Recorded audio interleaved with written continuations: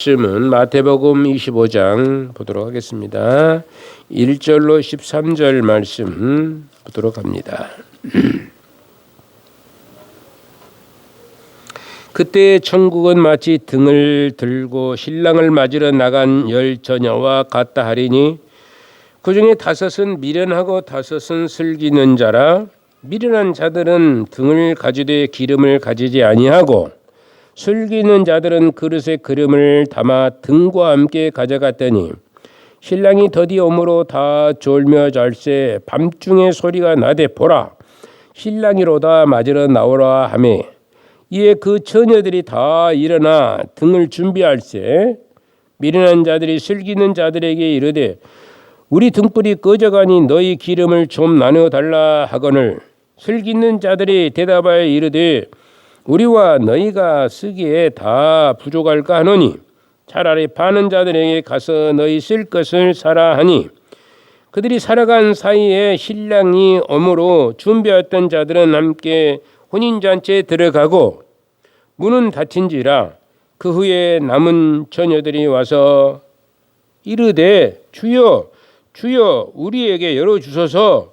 대답하여 이르되 진실로 너희에게 이르노니 내가 너희를 알지 못하노라 하였느니라. 그런즉 깨어있으라.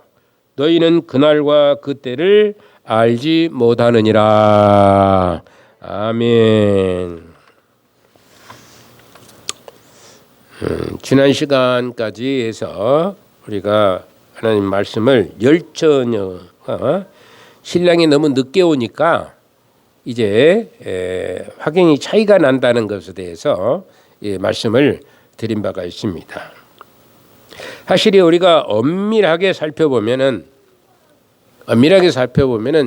여기에 미련한이라고 하는 이 5 처녀들은 여기에서 성경에는 미련하다 그렇게 얘기를 했어요. 미련하다라고 하는 5 처녀는 세상 일에 아주 처세술이 굉장히 뛰어난 자들이라 이렇게 말씀할 수가 있는 사람들입니다. 세상적으로는 지혜로운 사람이에요. 세상적인 처세술이 굉장히 뛰어난 사람들이라 이렇게 말할 수가 있습니다. 왜냐하면 신랑이 올 기미가 전혀 보이지 않는데 미리부터 부산을 뜰 필요가 없다는 생각을 했으니 세상적으로 보면은 어떻게 참 지혜롭고 처세술이 대단한 여인들이 아닌가 이렇게 생각해 보게 되는 것입니다. 그런데 성경에는 이렇게 지혜롭다는 처녀들 일반 사람들 눈에는 참 미련한 사람들이다 이렇게 보일 가능성이 훨씬 더 많은 자들이다. 교회에서는 하나님께서는 오늘 성경에서는 지혜로운 자다고 얘기하지만 세상 사람들은 뭐라고 하냐면 참 좀 아둔하고 미련하고 저렇게 깎아보고 저렇게 둔하고 저렇게 처세술이 없고 이런 생각을 가지고 있는 사람들이 아주 많다. 아주 많은 게 아니라 거의 태반이 그러지 않은가 이렇게 생각을 할 수가 있습니다. 그래서 이렇게 성경에는 이렇게 지혜롭다 하는 처녀들이 일반 사람들의 눈에는 그래서 참 미련하게 보일 그런 가능성이 높은 자들이라고 할 수가 있는 것입니다. 왜냐하면 이들은 아직 오지도 않았고 아직도 오지도 않았어. 신랑이 저기 좀 오는 기색이 전혀 보이지도 않았고 올 기미도 전혀 제대로 보이지도 않고 사실 언제쯤 오늘 올지 내일 올지 잘 모르는 거거든요. 지금 우리의 시대에는 지난주에 말씀했지만은 신랑 신부가 날짜를 딱 정해놓고 그날 몇 시에 결혼한다 그렇게 해놨지만은 이는 유대인 나라의 결혼 풍습이라는 게 늦게 올 수도 있고 좀 더 빨리 올 수도 있고 저녁에 올 수도 있고 낮에 올 수도 있고 이러는 거예요. 지금 내가 출발한다 는 알아요. 출발한다. 신랑이 내가 너희 집에 출발을 가겠다. 옛날에 결혼식은 어때서 우리나라도 결혼식을 2번 했어요. 결혼식 2번 한 사람 여기 없을 거예요. 모르겠어. 우리 서병순 권사님은 2번 했었니? 우리 김계성 권사님이나 연세가 많으신 분들은 2번. 우리 큰형님도 2번을 하셨어요. 85세인가 드셨는데 2번 하시더라고요. 왜 두 번 하느냐? 신랑이 먼저 신부 집에 가서 한번 일단 결혼식을 하는 겁니다. 그러죠? 그리고 신부가 이제 어디로 와요? 신랑 집으로 와서 또 신랑 집에서 또 결혼식을 또 하는 거예요. 그래서 두 번 하는 거예요. 두 번 하는 것이죠. 두 번 하는 것이죠. 지금은 그런데 그렇지 않죠. 그냥 한번 예식장에서 아니면 예배당에서 이렇게 결혼식을 하는 경우들이 대반이죠. 뭐 옛날 구식 결혼처럼 이렇게 신부 집에 가서 또 신랑 집에 가서 두 번 하는 그런 경우는 거의 찾아볼 수가 없는 시대가 아닌가 볼 수 있습니다. 그런데 이스라엘 나라는 이렇게 신랑이 오는 모양이야. 신부는 집에서 기다리고 있다가 이제 오는 거예요. 그리고 또 가는지는 잘 모르겠어요. 가는지는 잘 모르겠지만 아마 갈 수 있겠죠. 우리나라 두 번 한 것처럼 신부 집에서 살 수 없으니까 다른 집으로 갈 수 있는 그때 가서 결혼식을 할지는 잘 모르겠는데 하여튼간에 그렇게 해서 어느 날 어느 시 언제 몇 시에 정확히 올지를 알 수가 없다. 온다는 얘기는 들었어요. 떠난다는 얘기는 들었을지는 몰라도 언제 도착한다는지는 모르겠어요. 이것은 여러분들 잘 알다시피 무엇을 얘기하냐 그러면은 예수님께서 재림하신다는 말은 우리가 들었어요. 그랬어요, 안 그랬어요? 재림한다는 말씀을 들었지만은 언제 재림할지는 정확한 시간을 알 수가 없다는 것이죠. 밤에 올지 낮에 올지 뭐 언제 올지 모르는 지금 예수님의 재림에 대해서 얘기를 재림과 더불어서 이게 혼인잔치를 얘기하고 있는 거거든요. 그 비유를 통해서. 그래서 언제 올지 모르니까 이 성경에서 지혜로운 자, 세상에서는 미련한 자라고 얘기하는 지혜로운 자들은 지혜로운 처녀라고 불리우는 이 사람들은 언제 올지 모르니까 확실하지 알 수 없으니까 신랑이 오기 위해서 기름까지 준비를 했어요. 기름까지 준비한 겁니다. 학생들이 그러죠. 학생들이 공부할 때 어떤 문제가 나올지 뭐 예상 문제집이라는 게 있을 수 있지만 저는 정말 공부할 때 그러더라고요. 신학교 공부할 때 또 대학교 이렇게 해서 공부할 때는 이제 고등학교나 뭐 중학교 때는 그런 능력이 없어가지고 공부해서 저 밑에서 놀았습니다. 공부할 기회가 없으니까 저는 사실 중고등학교 때는 중학교 때는 그래도 공부를 좀 하긴 했어요. 고등학교 올라가서는 공부할 시간이 없습니다. 기회가 없어. 뭐 어떻게 공부할 수도 없어요. 그래서 한가 뒤처졌지만은 이제 공부할 때 보면은 예상 문제집을 기가 막히게 빼요. 제가. 그러면은 저희 젊은 친구들이 이제 그 와서 어디 나오냐고 물어보면 100%다 맞아요. 100% 나옵니다. 예상 문제 거기에서 100% 나와요. 저 강두도 고시도 예상 문제를 내가 딱 뺐어요. 그랬더니 거기에서 100%다 나오는 거예요. 다 나오더라고요. 참 신기할 정도로 그러는데 여러 번 읽다 보면은 아 여기는 시험 문제가 나올 것 같다. 이런 건 시험 공부 잘하는 사람들은 대부분 다 그래요. 그러는데 사실 어떤 문제가 확실히 다 나온지는 모르니까 철저하게 대비해서 공부하는 것은 아주 현명한 학생들의 그 모습이라고 생각할 수 있어요. 이건 나올 수 없어. 그래 안 봐버리면은 거기서 만약에 나와버렸다. 그러면은 빵점 맞아버리는 것이죠. 마찬가지로 우리 주님께서 재림에 대한 것도 항상 철저하게 준비해 놓지 않으면은 이미 때가 늦어버릴 수 있다는 것을 우리는 가슴에 새겨놔야 돼요. 언제 올지 모르거든요. 어느 시간에 어느 순간에 오실지를 모르거든요. 그렇기 때문에 철저하게 계속해서 날마다 삶 속에서 예수님 재림의 시간을 재림을 생각하면서 기도하고 그래서 날마다 기도하라라고 얘기하고 쉬지 말고 기도하라 범사에 감사하라 쉬지 말고 기도하라는 얘기가 바로 거기에 있는 거예요. 우리 주님께서 말씀하시는 거죠. 왜냐하면 우리 주님은 도둑같이 아무도 모르게 온다고 이렇게 말씀하셨거든요. 도둑이 뭐 내가 몇 시에 네 집에 그 문을 따고 들어갈 테니까 두고 보자. 뭐 그런 얘기를 하고 도둑이 들어온 사람이 없잖아요. 근데 예수님도 마찬가지예요. 몇 시에 내가 재림한다고 해본 적이 없어요. 당신도 모른다고 그랬거든요. 오직 아버지만 아신다고 그랬거든요. 그렇다고 우리가 늘 항상 주님 모실 것을 대비해서 매일마다 뭐 예배당에 나와가지고 하루 종일 24시간 뭐 집에도 가지 않고 뭐 그렇게 살 수는 없잖아요. 예, 그렇게 살 수는 없죠. 계속 흰 옷만 입고 우리가 살 수도 없는 것이고, 그러잖아요. 예. 그런데 그래서 우리가 이 말은 무슨 말이냐 그러면은 매일매일 항상 마음으로 영으로 준비하는 복된 삶을 살아야 할 것을 말씀하고 있는 것입니다. 여러분들 마음 속에 항상 마음으로 준비하면서 우리 주님 오실 것을 기대하시고 고대하시고 주님 오실 것을 학수고대하면서 기도하는 삶을 살아라, 그런 얘기가 되는 것이죠. 그래서 언제든지 우리는 이 땅에 사는 날 동안 천국의 삶을 살아야 할 것입니다. 천국의 삶을 살아야 돼요. 물론 우리가 살아갈 때 인간인지라 좀 불편하면 짜증도 낼 수도 있고 그럴 수 있어요. 뭐 불편하고 힘들고 아픈데 안 아프다고 내가 막 할 수는 없잖아요. 허리 아파 죽겠는데 아이고 나 안 아파 그렇게 할 수는 없잖아요. 아프면 아프다고 하면서도 그래도 어찌하냐면 우리는 천국의 삶을 사는 그런 마음의 준비를 가지고 살아야 된다는 것을 말씀할 수가 있는 것이죠. 그래서 이 천국이 바로 주님 오실 때로 연결되는 삶을 가장 중요한 일이라고 할 수가 있는 것입니다. 우리 주님이 오실 때 그 천국이 우리가 완전히 똑킹하게 되는 것이잖아요. 그게 만나게 되는 영원한 하늘나라에 입성하게 되는 것이죠.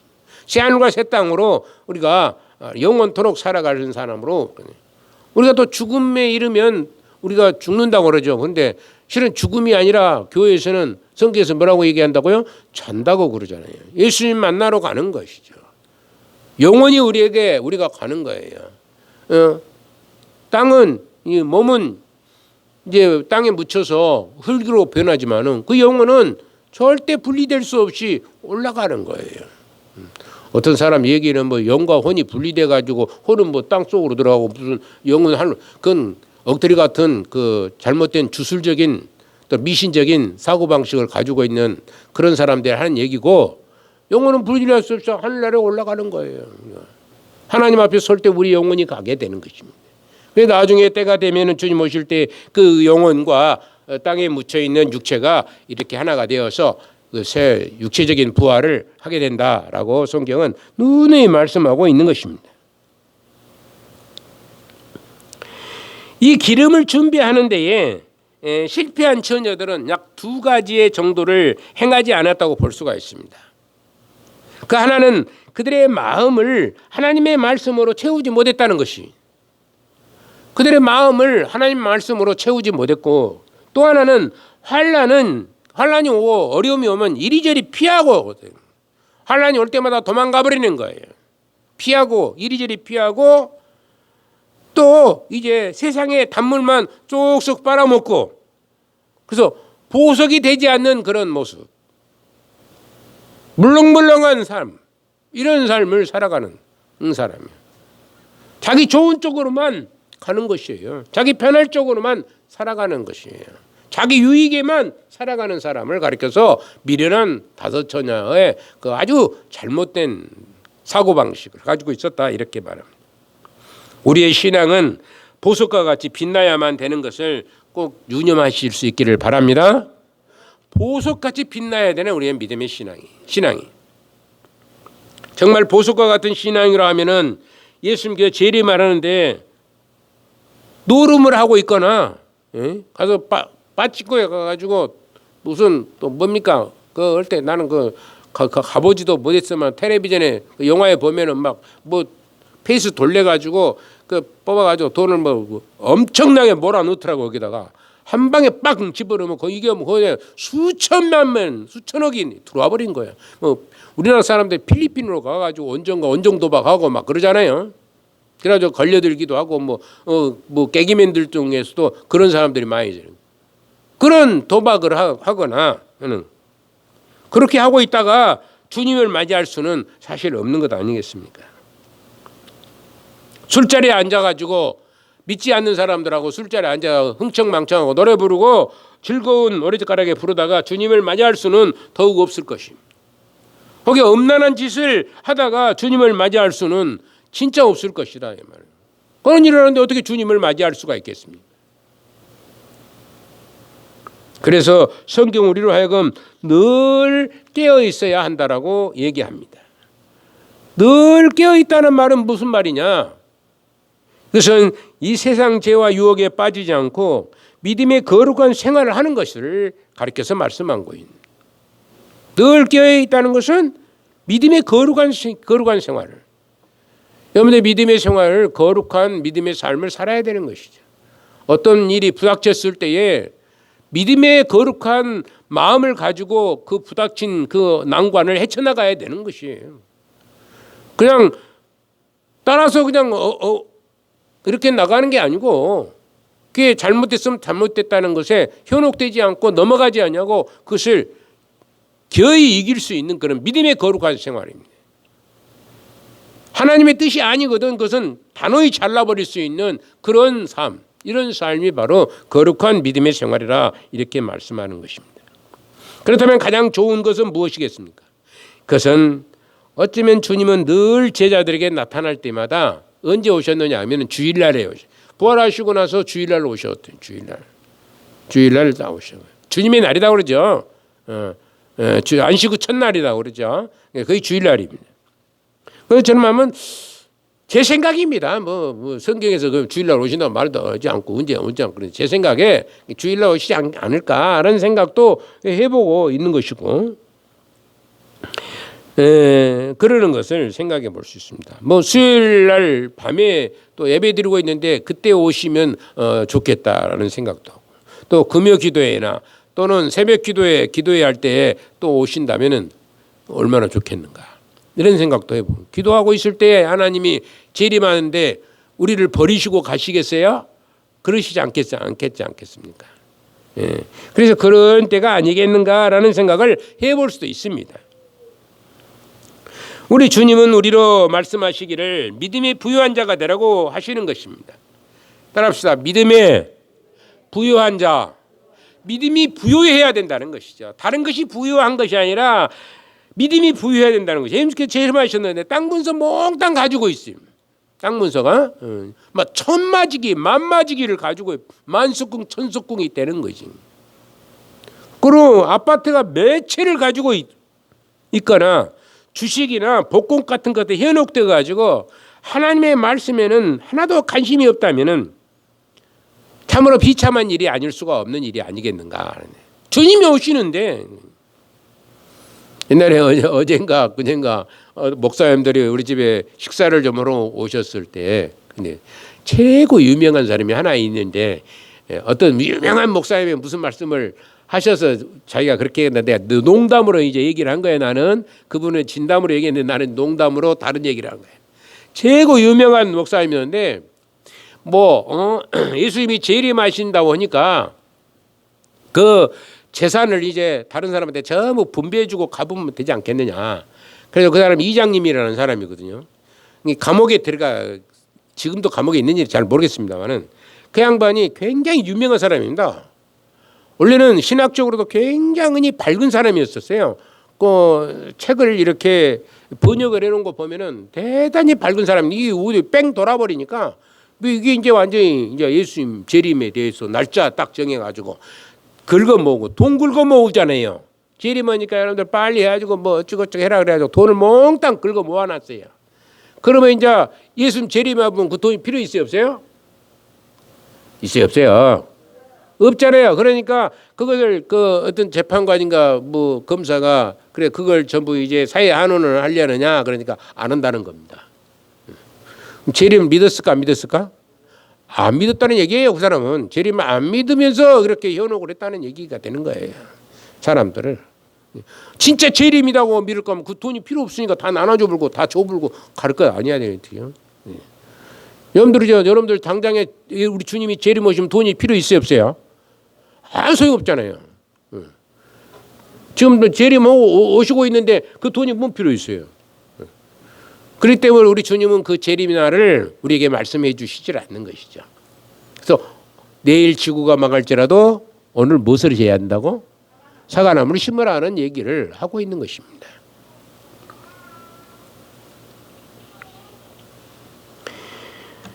우리 모두가 성령으로 충만해서 우리의 마음들이 모두가 신실한 하나님의 일꾼들이 다 되었으면 좋겠다 하는 것입니다.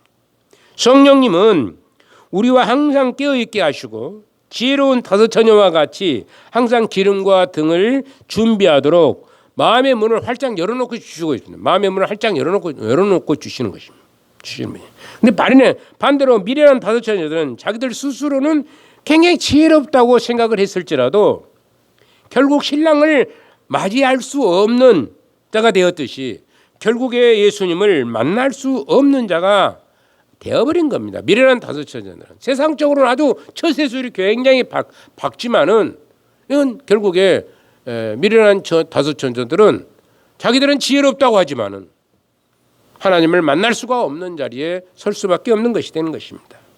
우리 모두가 이렇게 하나님과 나의 관계는 어떤 관계일까를 깊이 있게 한번 묵상을 하시고 하나님 중심, 하나님 말씀 중심, 또 성령이 충만한 성도들이 다 되셔야 될 줄로 믿습니다.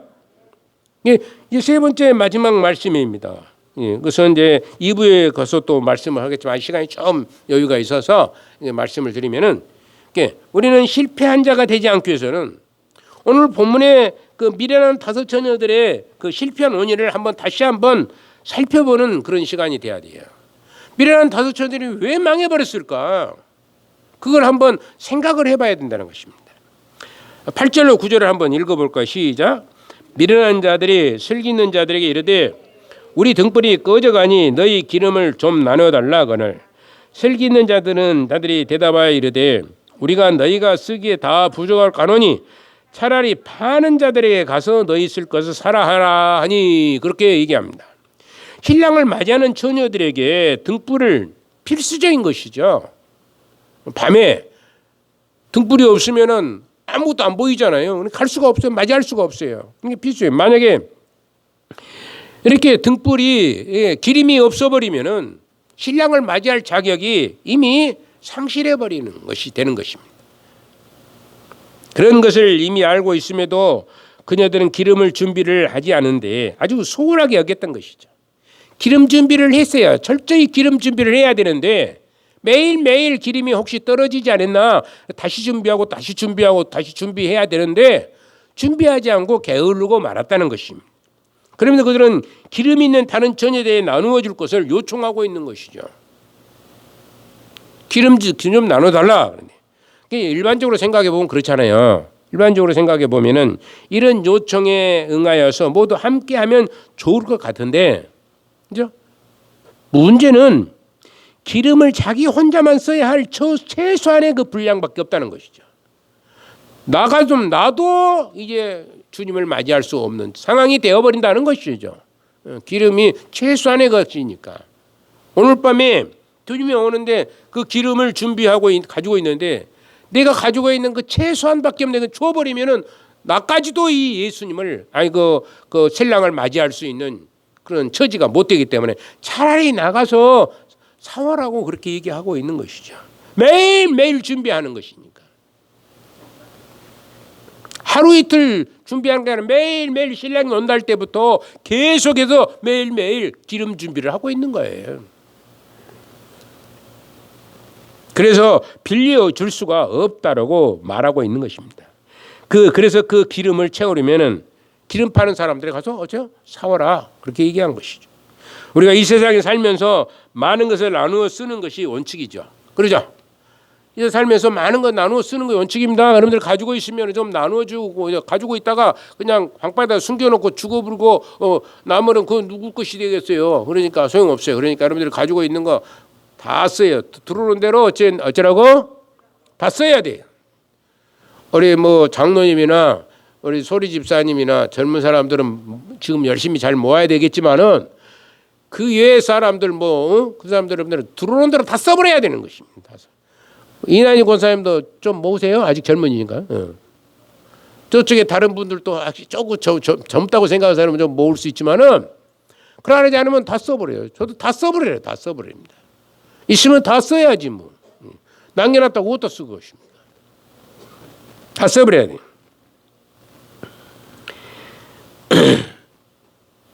이 세상 살면서 많이 나눠줘야 되는 것이 원칙인 것이 우리예요. 우리가 하나님 믿는 사람들은 이 세상 살면서 어쩐다고요? 나눠줘야 된다는 것이에요. 나눠줘야 된다는 게. 특별히 교회 안에 가지고 있는 은사는 많은 이웃을 위해서 나누는 것이 최상의 아름다움이라고 이렇게 할 수가 있습니다. 그런데 문제는 믿음도 은사이죠. 믿음도 은사입니다. 믿음도 은사라고 하는 것은 당연한 일입니다. 그러나 이 믿음은 절대로 나눌 수가 없는 은사라는 얘기예요. 믿음은 어쩐다고요? 나눌 수가 없어요. 아무리 내가 믿음을 준다고 해도 그 사람 믿음이 변화 커지겠어요? 안 커지겠어요? 안 커져요. 그대로예요. 믿음이라는 건 그렇습니다. 내가 돈이 100원이 있어가지고 내가 양순대 권사님한테 50원 주면은 내 것은 50원뿐이 안 남고 양순대 권사님은 50원이 더 채워지는 거예요. 그건 나눌 수 있지만은 내가 당신에게 50% 주겠습니다. 그리고 50% 줘도 내게 50%는 혹시 없어진다고. 근데 믿음이 더 커져버려요. 이게 주는 믿음이 준다고 그랬어요. 근데 받는 사람이 그냥 과연 50%를 받았느냐? 그건 못 받는다는 것이에요. 나눌 수가 없어요. 믿음. 자기가 키워나가는 거예요. 믿음. 하나님 앞에 기도하고 성령의 도우심을 받아서 믿음을 키워나가는 게 자기 알목이에요. 절대 나눌 수가 없어요. 여러분들 내가 나눠준다고 그럴 것 같으면 여러분들 여기 있는 분들에게 전부 아마 나눠줬을 거예요. 그래서 여러분들 믿음이 아마 저보다 훨씬 더 많은 믿음을 가지고 있을 수 있는 능력의 소유자가 되지 않겠어요? 근데 나눌 수 없는 거예요. 본인이 키워나가는 일밖에 없기 때문에. 아들과 딸들에게도 나눌 수 없는 거이고 손자 손주에게도 나눌 수 없는 거예요. 그래서 기도할 수밖에 없는 거예요. 그들을 위해서. 기도하는 거예요. 가슴이 아픈 마음으로 기도하는 거예요.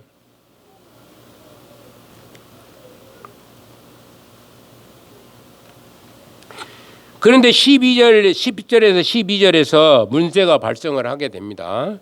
한번 읽어볼까요? 시작. 그들이 살아간 사이에 신랑의 엄으로 준비하였던 자들은 함께 혼인잔치에 들어가고 문은 닫힌지라. 그 후에 남은 처녀들이 와서 이르되 주여 주여 우리에게 열어주소서. 대답하여 이르되 진실로 너에게 이르노니 내가 너희를 알지 못하노라 하느니라. 알지 못한다고 주여 주여 막 주라고 불러. 그런데 알지 못한다고 신랑이 얘기하고 있는 것입니다. 이 신랑이 누구다고요? 예수님이신 것입니다. 우리 주님이시다고 이제 비유로 말씀하시고 있는 것입니다. 이렇게 신랑과 신부의 친구 얘기를 하셨지만 실은즉 예수님의 재림의 때에 신부인 그리스도인들을 빗대어서 말씀하시는 것을 잊어서는 안 될 것이다. 아무리 우리가 주여 주여 불러본다 할지라도 그때는 이미 문이 닫혀져 버렸기 때문에 아무리 문을 열어주셔서 많은 문을 열어주셔야 했을 때 너의 방주 문이 하나님께서 닫아버렸으니까 열어줄 수가 없어요. 비가 너무나 쏟아지니까 이제 진짠갑다 그러고는 문을 열어줘서 자기도 들어가서 목숨을 구하려고 했지만은 하나님의 문을 탁 닫아버렸어요. 그 전에는 문이 열려 있었어요. 그러나 비가 오기 시작하니까 문을 닫아버린 거예요. 올 수가 없는 거예요. 들어갈 수가 없습니다. 사실 이러한 다섯 처녀들은 평소에 신랑을 간절히 만나고자 하는 마음이 극히 적었다는 얘기가 되는 겁니다. 여러분들 신랑 대신 예수님을 간절히 만나고 싶어하는 마음이 여러분들에게 얼만큼 있느냐 생각해 봐야 돼요. 그저 그러려니 사는 것이 아니라 정말 신랑 대신 우리 주 예수 그리스도를 정말로 간절한 마음으로 만나고자 하는 그 열정을 가지고 살으셔야 된다는 것이에요. 그런 믿음이 바로 여러분들에게 있어야 된다는 것을 말씀합니다. 그래서 평소에 자기가 하고 싶은 일을 하다가 신랑염은 다른 사람의 치맛자락이라도 잡고 가려고 했는데 그 기름 때문에 딱 걸리고 만 거예요. 그 기름이 뭐냐? 믿음입니다. 그 믿음이 딱 걸려 있어요. 그 믿음이 없기 때문에 걸리들고 갈 수가 없는 것이에요. 이 기름은 믿음이 없는 자들은 결국 아무리 원하고 무슨 일을 해도 내가 너희를 전혀 모른다고 문을 걸어 잠그고 마는 신랑으로 오실 재림 예수님이신 것을 우리가 알아야 될 줄로 믿습니다. 그래서 우리 제리메시우님 대신 그분 만나시려면은 기름 항상 준비해야 돼요. 어제 준비해놨으니까 기름이란 거 없어져요. 그런데 기름 가만 놔두면은 또 언제 쓰고 없어져요. 쓰잖아요. 어제 저녁에도 썼을 것 아니겠습니까? 혹시나 해서 기름 준비를 썼을 것 아니에요. 그러니까 없어집니다. 가만 놔둬도 안 써도 그것이 기름은 날아가고 없어져 버리는 거예요. 가만 놔두면. 그러니까 자꾸 어찌해야 돼요? 채워 넣어야 돼요. 믿음도 마찬가지입니다. 우리가 가만히 있으면 아따 내가 옛날에 믿음이 굉장히 좋았어. 엄청나게 그 믿음 좋았으니까 난 됐어. 그리고 그 믿음을 그대로 놔두면 그것이 계속해서 그 믿음이 이어진 것이 아니라 그 믿음이 사라져 버리는 거예요. 없어져 버린 것입니다. 그 나이가 먹으면 먹을수록 믿음이 더 자라야 되는데 나이가 더 먹으면 먹을수록 믿음이 더 약해져 버린 사람이 있어요. 그 문제가 있는 것입니다. 여러분들이나 제가 모두가 다 믿음을 키워갈 수 있는 능력의 소유자가 되어서 우리 주님 오실 때에 당당하니 기름 준비된 지혜로운 다섯 처녀와 같이 이제 등 들고 기름 불 켜고 맞이할 수 있는 그런 저와 여러분이 되시기를 주님의 이름으로 소망을 드리는 것입니다. 고마우신 우리 아버지 은혜를 감사합니다. 우리가 참으로 기름 준비하는 자의 삶을 살아가게 하시고 믿음을 점점점 더 발전시켜서 우리가 더 큰 믿음으로 하나님을 만나는 그런 복된 하나님의 성도들로 부족함이 없도록 우리에게 은혜를 주시고 성령의 강권적인 역사로 말미암아 우리가 하나님 앞에 더 가까이 나가고자 하는 참된 기도로 말미암아 하나님께 영광이고 우리의 기쁨이 되고 영원한 하늘나라를 소망할 수 있는 믿음의 사한 증인들이 다 되기를 간절히 빌고 소망할 때에 예수님의 거룩하신 이름으로 기도드리옵나이다. 아멘.